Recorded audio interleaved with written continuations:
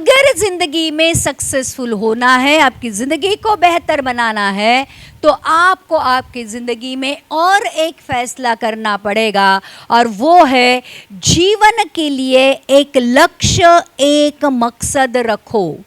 जिंदगी में क्या करना है, कहाँ पहुंचना है, ये तय करो। अगर लक्ष्य ही नहीं रहेगा तो हम ऐसे वैसे ज़िंदगी जीते हैं, जैसा आया दिन गया दिन। वो सुबह उठे, खाना खाया, काम पर गए, वापस आए, सो गए, वापस दूसरे दिन में वही। हमारी ज़िंदगी में कुछ बदलाव नहीं होता है, और इसलिए कुछ पाना है ज़िंदगी में तो लक्ष्य रखो, कोई ना कोई गोल ज़िंदगी में रखो कि मुझे मेरी ज़िंदगी में क्या करना है।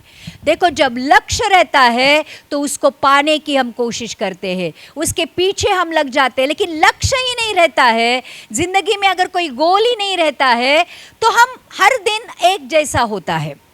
लेकिन अगर कोई चाहता है कि मैं ओलंपिक में पदक लेके आऊं, वो पदक के लिए वो दिन रात मेहनत करता है। उसके ज़िंदगी का गोल वो बन जाता है, वो एक डिसिप्लिन, एक अच्छी अनुशासित ज़िंदगी जीता है।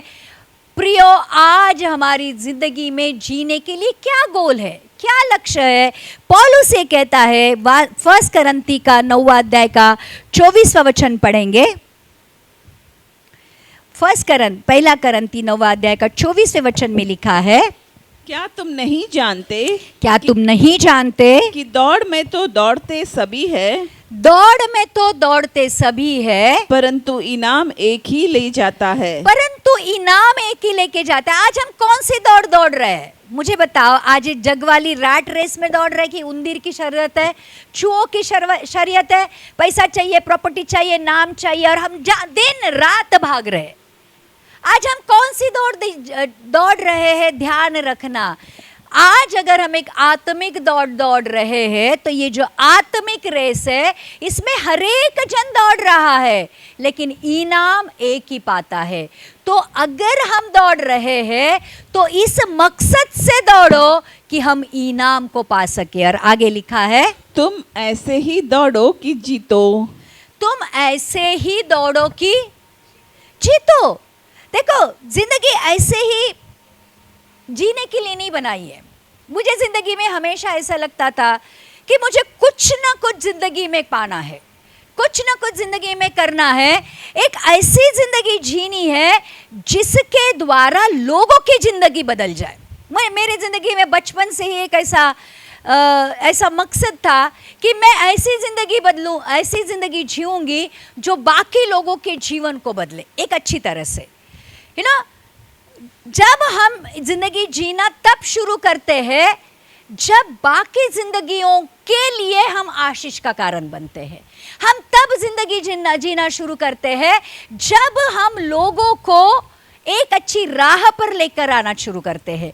तो प्रियो, परमेश्वर का वचन कहता है कि जिंदगी के रेस में सब जो दौड़ते हैं, लेकिन ऐसे दौड़ो कि जीतो, ऐसे दौड़ो कि इनाम को पाओ। और आगे लिखा है, हर एक पहलवान सब प्रकार का संयम करता है, वे तो एक मुरझाने वाले मुकुट को पाने के लिए यह सब करते हैं, परंतु हम तो उस मुकुट के लिए करते हैं जो मुरझाने का नहीं। अब इस दुनिया में तो लोग जीते हैं, लोगों ने मकसद बना लिया कि मुझे एक अच्छी नौकरी चाहिए, मेरे पास एक गाड़ी चाहिए, मेरे पास एक बंगला चाहिए, मेरे पास इतना बैंक बैलेंस चाहिए, मैं विदेश के टूर करूंगा, मैं मेरी फैमिली को बहुत अच्छी तरीके से रखूंगा। बुरा नहीं है, लेकिन अगर उसी के लिए जिंदगी को जी रहे हो और उसी में जिंदगी जाया कर रहे हो तो मतलब नहीं है।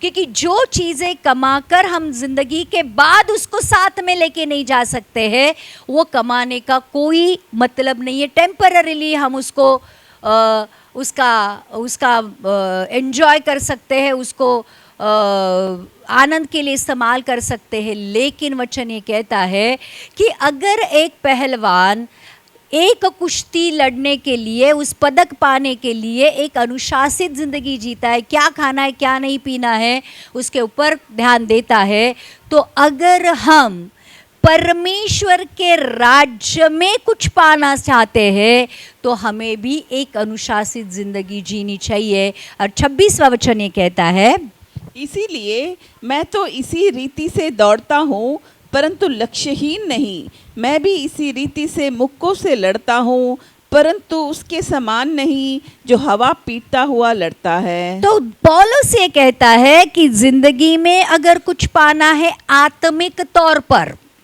अगर परमेश्वर की सेवा भी करनी है, परमेश्वर के वचन में भी चलना है, तो पहला तो युद्ध आपका आपके साथ है।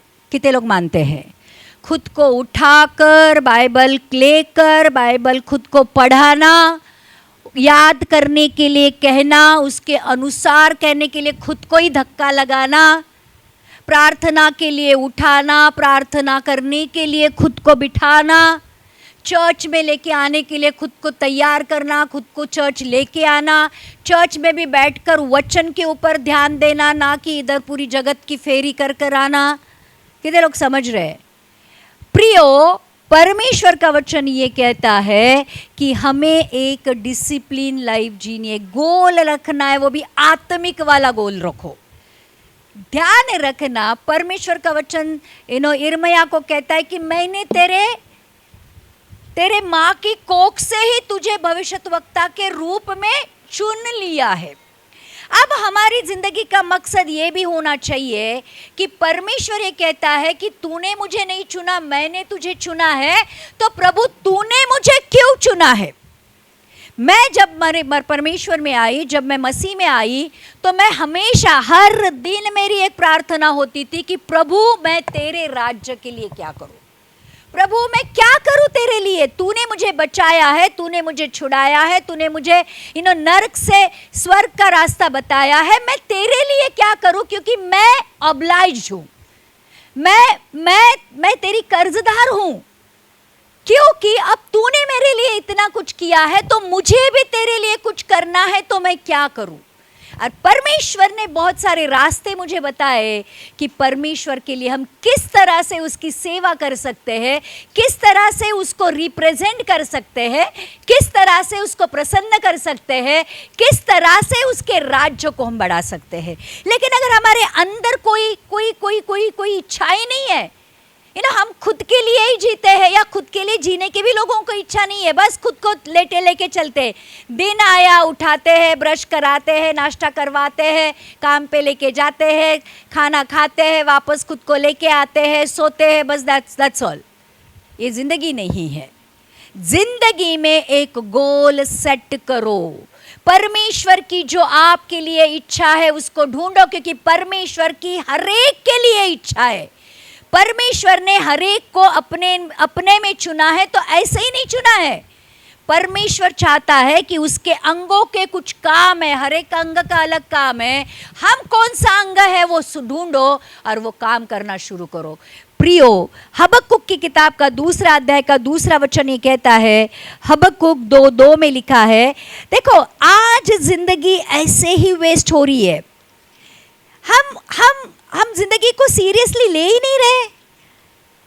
आज बहुत सारी यंगस्टर्स है, पूरी जिंदगी सामने पड़ी है, लेकिन क्या कर रहे हैं तो मोबाइल में घुसे हुए हैं, क्या कर रहे हैं तो लैपटॉप में घुसे हुए हैं, क्या कर रहे हैं तो टीवी में घुसे हुए हैं। ये जिंदगी है? या फिर कई 4 लोग दोस्त लोग को जमा कर रहे हैं, आज पार्टी करेंगे, आज घूमने जाएंगे, आज लॉन्ग ड्राइव पे जाएंगे, ये जिंदगी है? प्रियो, हर एक पल का हमें हिसाब देना पड़ेगा।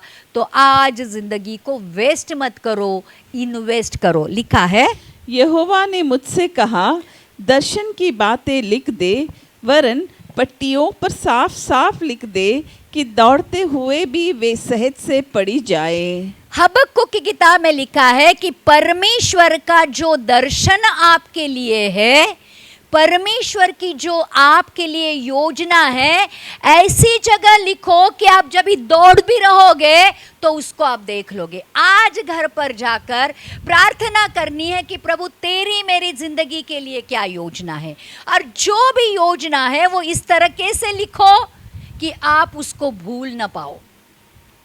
बराबर, हम लोग परमेश्वर के वचन हमारे दीवारों के ऊपर लगाते हैं, हमारे दरवाज़ों के ऊपर लगाते हैं, फ्रिज के ऊपर लगाते हैं, ताकि उठते बैठते चलते समय हम उसको पढ़ सके।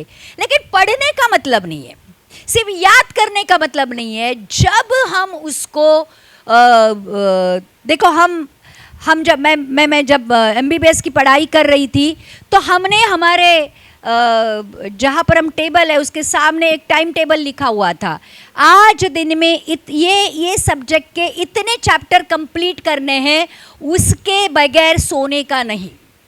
हम खुद को इतना डिसिप्लिन करते थे कि जब तक वो सब्जेक्ट के उतने चैप्टर हम पढ़ते नहीं थे, हम सोते नहीं थे। फिर रात के 2 बजे 3 बजे 4 बजे तो भी खुद को हम कहते थे कि ये करना है।